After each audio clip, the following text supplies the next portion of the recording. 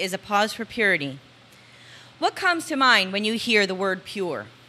White snow, crisp clean air, a mountain spring, ivory soap? When you think of this in the spiritual sense, we think of something without sin. In thinking this, many of us have at one time or another put these sins in order of big to little.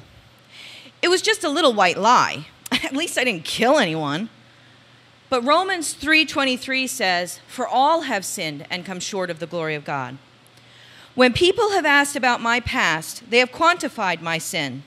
Sure, I was never an alcoholic or a drug addict. I never slept around or partied to excess. Those are blatant in-your-face sins. But what about a careless tongue? Sin, the actions, are the manifestations of an impure heart. It says in Matthew 12:34, "Out of the abundance of the heart, the mouth speaks." What is your heart saying? For a very long time, my heart was wicked, and it reflected in my tongue. I had an out-of-control tongue because I thought everyone needed to know my opinion, right, wrong, or indifferent, and I didn't care if I made you cry. Let me emphasize one thing. Everyone needed to know my opinion. James talks about my tongue in chapter 3, verse 6. "And the tongue is a fire, a world of iniquity.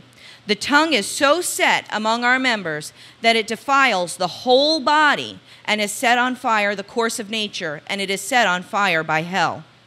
How many major battles haven't been started by an out-of-control tongue? James is telling us in this chapter that we need to bridle our tongue.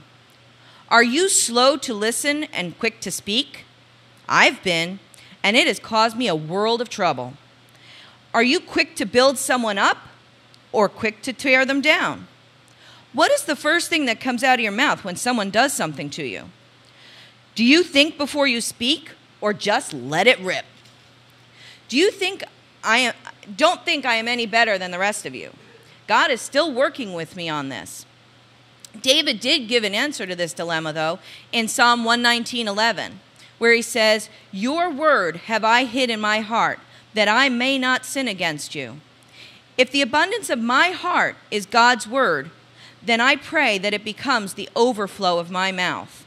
Sin doesn't have to be big to be sin.